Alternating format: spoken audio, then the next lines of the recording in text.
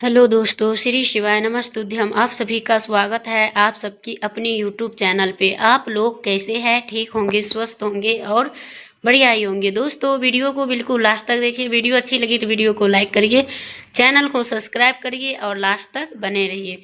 जो मेरे चैनल पर न्यू भाई बहन जुड़े हुए हैं उनसे रिक्वेस्ट है कि वीडियो को लाइक करिए, चैनल को सब्सक्राइब करिए और लास्ट तक बने रहिए ताकि इनका नोटिफिकेशन सबसे पहले आप तक के जाए। तो दोस्तों, आज का जो वीडियो है बहुत ही खास और महत्वपूर्ण होने वाली है, ताकि वो है जो कि कन्याओं को भूल से भी ना खिलाए ये 3 चीज़ें। 1 अक्टूबर यानी 1 अक्टूबर को जो आप कन्या खिलाओगे तो आपको नहीं करनी है ये 3 चीज़ें, नहीं खिलानी है, नहीं तो लगेगा पाप और हो जाओगे कंगाल। तो इन चीज़ को ध्यान में रखते हुए और आपको करना है। तो आप लोग कभी भी वीडियो को आधी अधूरी ना देखें, क्योंकि इससे क्या होगा दोस्तों, आपको ही यानी जो है लाभ नहीं होगा और आपको फायदा भी नहीं मिलेगा, और उसके सिवा आपको जो है बहुत सारे गरीबी की सामना करने पड़ेगी। तो आप लोगों ये काम मत करिए, और जब भी करें तो जो उचित हो वही आपको देखना है और सुनना भी है। तो जो धर्म से जुड़े हुए होते हैं, अगर आप उपाय करने के लिए सोच रहे हो तो आपको ये करना है, और उनके साथ साथ आपको ध्यान में रखना भी है।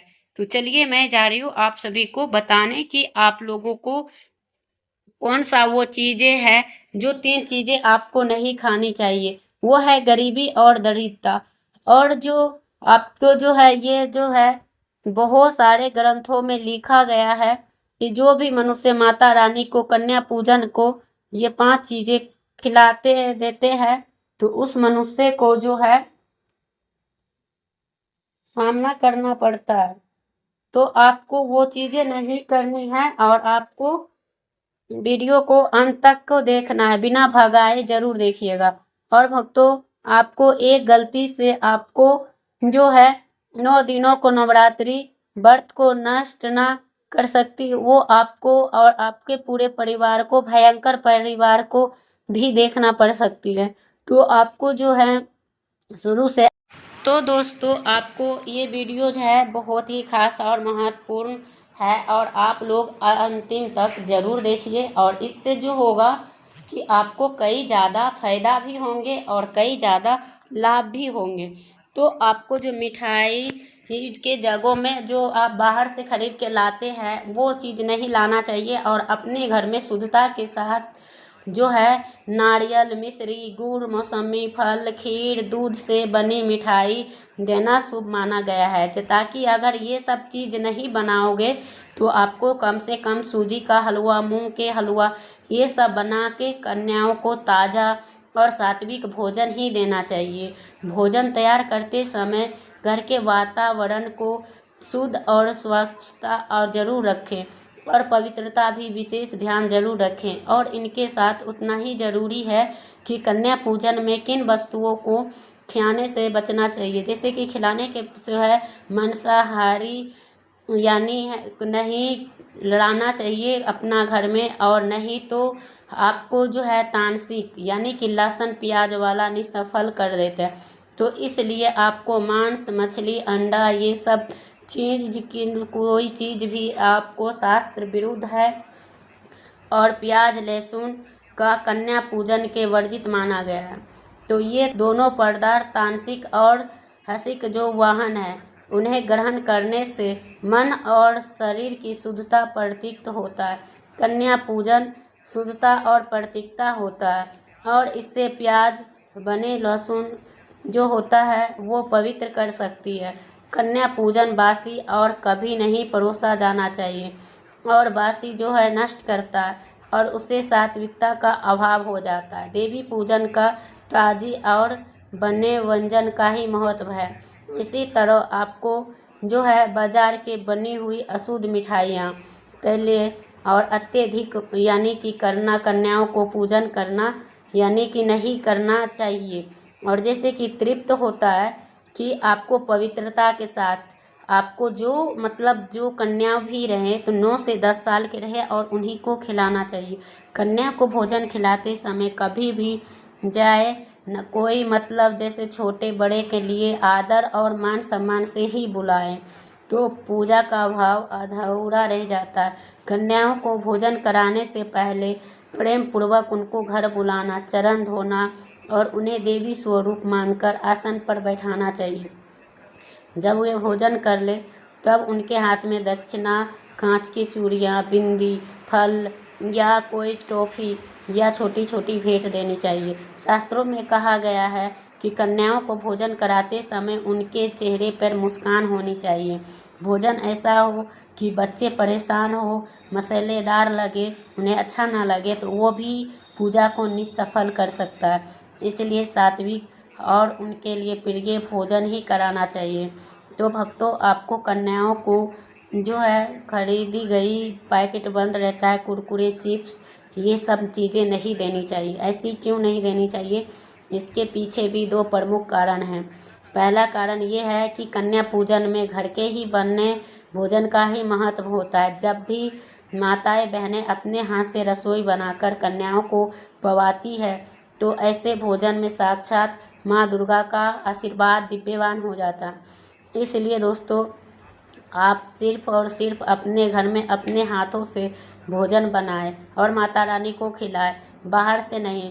और जो ऑनलाइन जो जोमेटो से मना के यानी कि मंगवा के खिलाते हो वो भी नहीं खिलाना चाहिए। ऐसे भी भोजन करने आए घर पे, लेकिन माता दुर्गा जो ऐसे भोजन को बिल्कुल भी ग्रहण नहीं करती।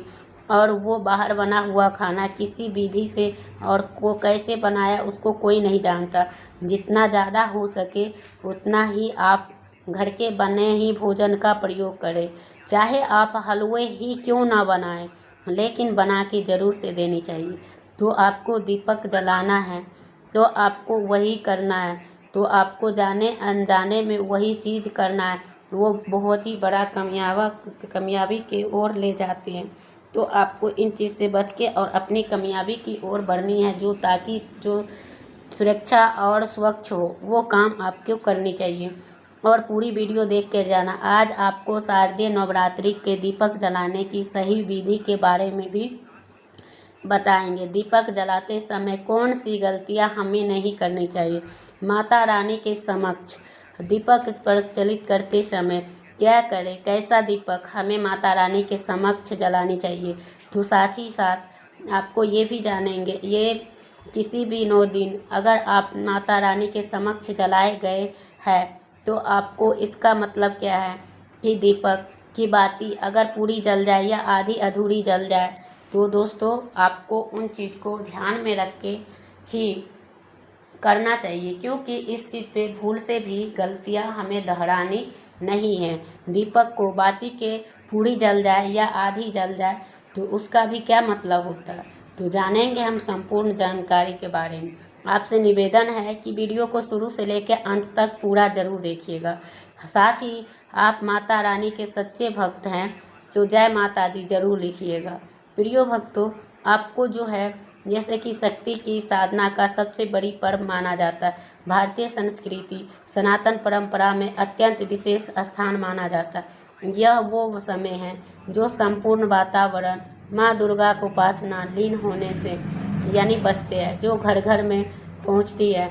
तो भक्तगण अपने भीतर की नकारात्मक शक्तियों को विजय पाने के लिए माँ की कृपा का याचना करते हैं। 9 दिनों तक ये 9 चलने देने वाले व्रत यानी सीमित नहीं है, उनके जो है आत्मक सीधी रहता है और उनके लिए करता है। तो उन्हीं चीज़ के लिए इन दिनों के लिए विशेष परंपरा निभाई जाती है। तो आपको वही करना चाहिए। और साधारण लोग नहीं है, वो ऊर्जा का स्रोत है, उन्हें जीवन का ज्योति है, वो माँ दुर्गा का आशीर्वाद और प्रतीक है। तो भारत में महत्व और उनके प्राचीन काल से चला आ रहा। तो जब भी आप अनुष्ठान और उसके शुभ आरंभ करते हैं तो उसके प्रचलित की जाती है।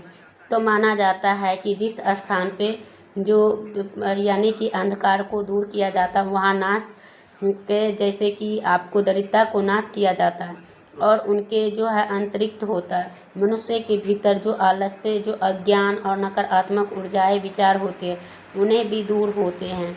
और ज्योति से इतनी मतलब शक्ति मिलती है नवरात्रि में, जो दीपक जलाना वो बहुत ही शुभ और माना जाता है। तो एक रस्म नहीं, साधना का एक हिस्सा है। जब भक्त माँ दुर्गा के सामने घी या तेल का दीपक जलाते हैं तो वो संकेत होता है कि वो अपने भीतर का नकारात्मक यानी सकारात्मक ऊर्जा का वो करता है, स्वागत करना चाहिए। और उनको जो माँ लक्ष्मी जो है सकारात्मक ऊर्जा का शुद्धता है। और इसी के लिए आपको दीपक ये सिखाते हैं, घी से माता लक्ष्मी का कृपा प्राप्त होती है। तिल का तेल भी जलाना उत्तम ही है और अपना भाव को ही अपनाना चाहिए। कभी भी अपना, जैसे कि दीपक जलाने का कोई धार्मिक यानी कि आध्यात्मिक बातें भी छिपी हुई है, जिससे दीपक तेल के जलते हैं उससे उत्पन्न होने वाली सुगंध और ऊर्जा वातावरण को शुद्ध करती है। तो इनसे जो दीपक की लौ से जो निकलने वाली जो वातावरण से नकारात्मक हटाकर सकारात्मक को आकर्षित करते हैं।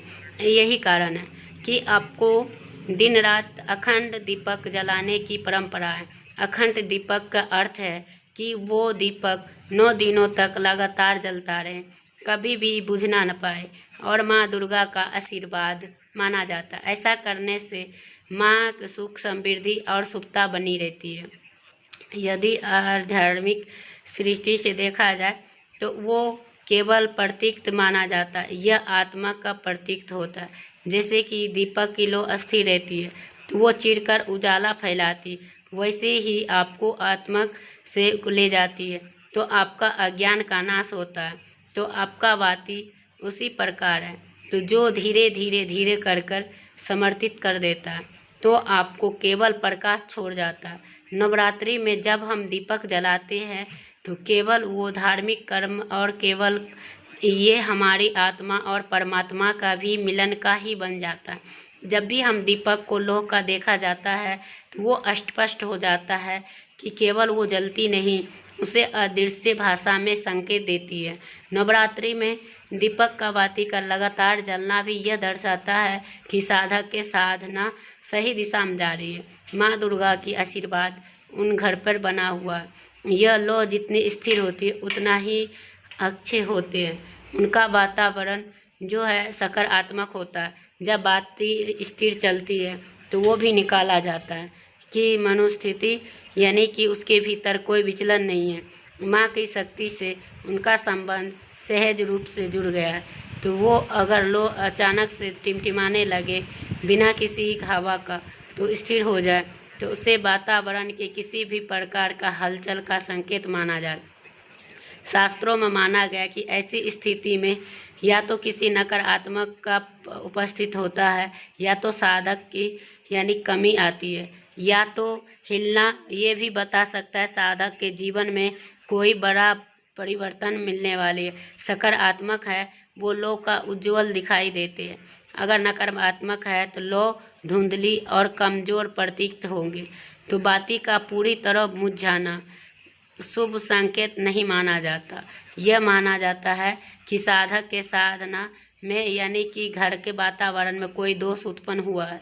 तो जब आपको बुझ जाता है तो ये संकेत देता है कि यह अदृश्य शक्ति वो प्रभावित कर रही है या घर के मन में अशुद्ध विचार प्रवेश कर रहे हैं। इसलिए नवरात्रि में अखंड ज्योत यानी कि जल जाता है यानी बंद हो जाते हैं तो वही होता है, तो वो नकारात्मक ऊर्जा उस साधना को प्रभावित न कर पाए। कुछ परंपराओं में ये भी माना जाता है कि ये दीपक अगर बार बार मुझने लगे तो ये देवी का संदेश होता है कि साधक को अपनी प्रतीक का आवश्यकता है। हो सकता है कि दीपक का स्थान सही ना हो, तेल या घी ना शुद्ध हो, या साधक का मन एकाग्र नहीं हो और भक्तों को भक्ति का आर्थिक शक्ति और साधना को रहना चाहिए। और पुनः उनको असमान रूप से जलना भी विशेष संकेत होता है। जैसे कभी कभी देखा जाता है कि बाती को एक हिस्सा अधिक जलता है और दूसरा हिस्सा धीमा रहता है, तो ये भी स्थिति साधक के जीवन में असंतुलन का यानी प्रतीक होता है। तो ये दर्शाता है कि व्यक्ति के कार्य में कमी है और उसे अपने विचारों और कर्मों में संतुलित किया जाता है। वही बाती जल्दी समाप्त हो जाए तो उसे ये समझ जाना चाहिए कि ये संकेत देता है कि बच्चों यानी कि बच्चे मात्रा में हैं, तो दोस्तों उनको प्रयोग सही से नहीं हो रहा है। तो दोस्तों वीडियो करूँगी यहीं पे एंड, फिर मिलते हैं एक नया वीडियो के साथ। तब तक के लिए श्री शिवाय नमस्ते।